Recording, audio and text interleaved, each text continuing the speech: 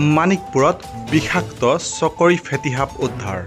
বঙাইগাঁও জিলাৰ মানিকপুৰ আৰক্ষী থানাৰ অন্তৰ্গত নগৰজাৰ গাঁৱত আজি সন্ধিয়া মাধাই চৰকাৰ নামৰ ব্যক্তিজনৰ ঘৰত উদ্ধাৰ কৰা হয় এডাল বিষাক্ত চকৰি ফেটি সাপ। মাধাই চৰকাৰৰ ভাষ্য অনুসৰি আজি সন্ধিয়া প্ৰায় 7:30 মান বজাত তেওঁৰ ঘৰৰ চৌহদত তেখেতে প্ৰত্যক্ষ কৰে এডাল বিষাক্ত চকৰি ফেটি সাপ আৰু তেখেতে খবৰ দিয়ে মানিকপুৰ উপখণ্ড বন বিষয়াক আৰু তাৰ পিছতে সৰভোগৰ এক প্ৰকৃতিপ্ৰেমী সংগঠন আৰ্থ ৰেঞ্জাৰ্ছৰ সদস্যসকলে আহি তেওঁৰ ঘৰৰ ভিতৰৰ পৰা উদ্ধাৰ কৰে বিষাক্ত চকৰি ফেটি সাপডাল।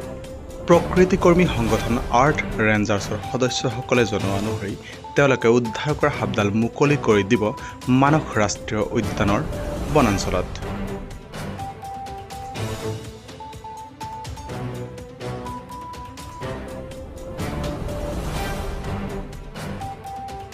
মোৰ নাম মাধাই চৰকাৰ, নগৰজাৰ ঘৰ। এই ঘৰত এটা সাপ ওলাইছিল, এই বন বিভাগত ফোন কৰিছিলো, আহি লৈ গ'ল। 7:30 মান বজাত ফোন কৰিছিলো, এতিয়া 9টা বাজিলে। নগৰজাৰ 7:30 মান বজাত ওলাইছিল।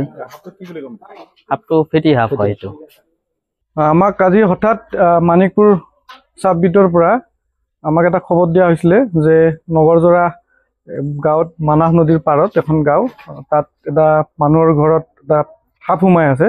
আৰু তেনেকৈ খবৰ পোৱাত আমি মানুহ ঘৰৰ লগত আমাৰ এটা যোগাযোগ হ'ল আৰু সেই হিচাপত আমি সৰভোগৰ পৰা ততাতৈয়াকৈ আহিবলৈ যত্ন কৰিলোঁ আৰু আহি পেলাই আমি সাপটো ধৰিবলৈও সক্ষম হ'লোঁ।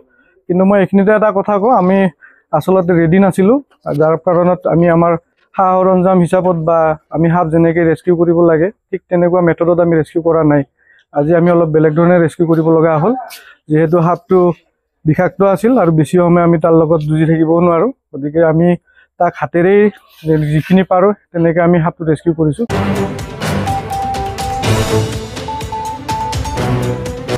মানিকপুৰৰ পৰা উদয়ন নাথৰ ৰিপৰ্ট, নিউজ টাইম 3।